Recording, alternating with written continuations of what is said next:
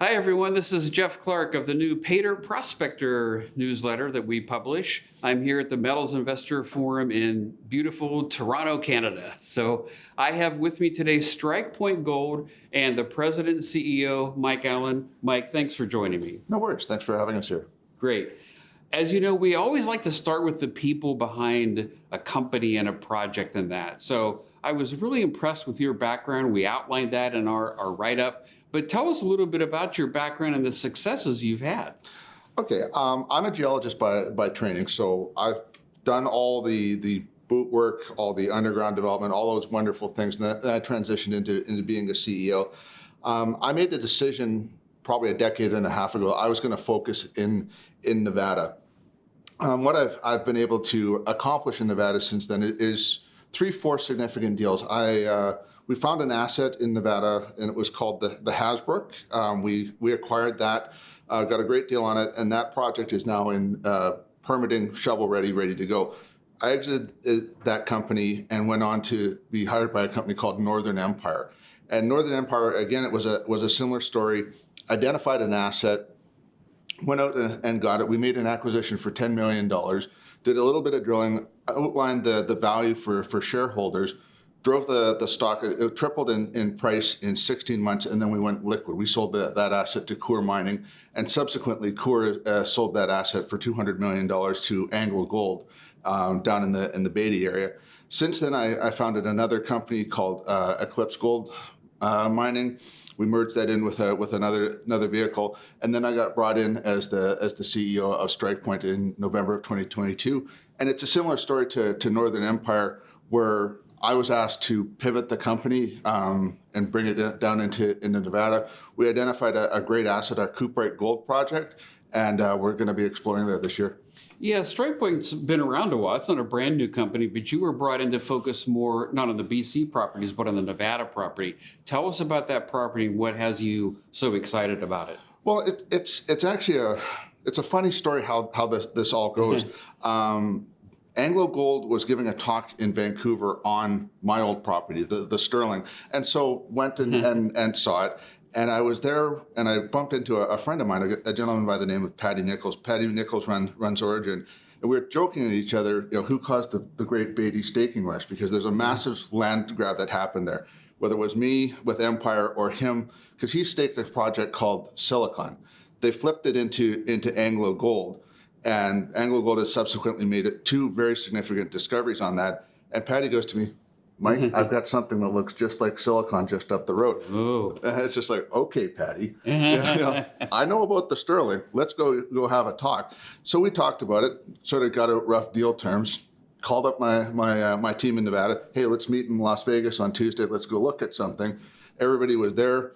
And we went up, and it's the Cuprite Gold project. It's the next caldera north of Silicon.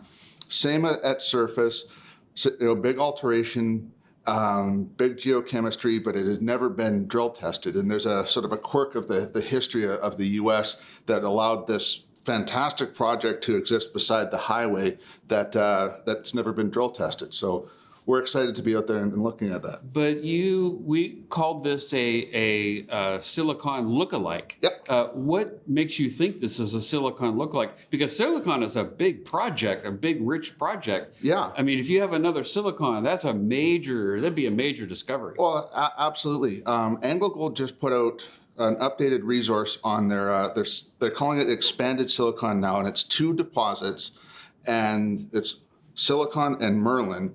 Silicon is 4.2 million ounces. Merlin, they just came out with 9 million ounces in Nevada in 2024. It's crazy. So what makes us think that these 2 are similar is the geology is grossly the same. It's a caldera margin play, and we're the next caldera up. So they're in the Rainier Mesa caldera. We're the Stonewall Mountain. If you look at the geochemistry and the geophysics and the geology, the structures are the same, the geochem is the same, the alteration is the same, and actually both of them had the quirk of history of being withheld from staking due to something that the U.S. government did, and so neither target could get drilled until later on, or even staked until relatively recently. So Anglo made their discovery. we're poised to make our discovery just to the north of them. And you're a geologist, so you see what's the potential that's there, right? Yeah. What is there in the geology that tells you this is compelling? Well, there's actually four different things. The host rocks are good. It's a proven host. It's Siebert Mountain Formation or Siebert Tuff, which is host of the Hasbrook deposit. The structure is good. We're on a caldera margin, which is silicon model. The alteration, so what you see at surface, there's a lot of fluids that have gone through the rocks. The geochemistry is there. We're looking at a very large mercury anomaly. It's about 2.6 square kilometers. In soils, we've got about 7 grams per ton maximum at surface, which is what you want to be. The gold will be a bit lower than that. And then the structures that we mapped both using geophysics and surface mapping, everything seems to line up, and we've got a really good target that we're going to be out drilling here. You are going to be drilling soon. You're just closing on a raise, so you have funds now to go out and drill. So tell us about this drilling program that's coming up. Yeah, we're envisioning a 5,000 meter program.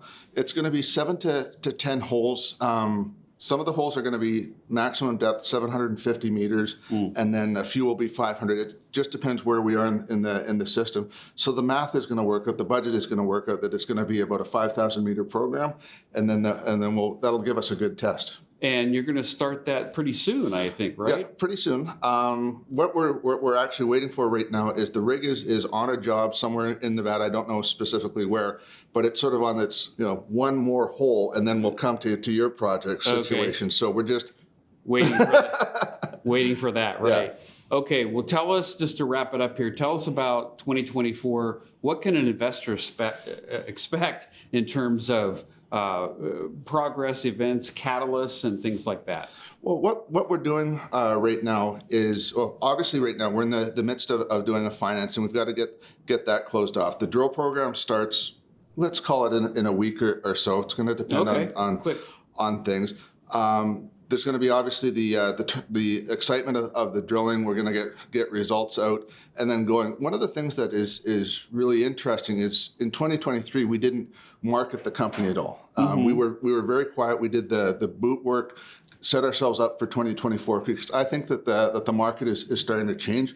We just went through 2050 on a gold price going up just 5 minutes ago. So we're in a good position to be pushing. The big thing that I enjoy is, we're in Nevada, the tier 1 jurisdiction. When Bristow said tier 1, he meant Nevada. And we're going to be exploring, and the opportunity is there for a really world-class discovery to be made in a relatively small company. You think about the last time a world-class discovery that was made in Nevada for a comp was Frontier. When they made that Long Canyon discovery, that was a $2.2 billion takeout.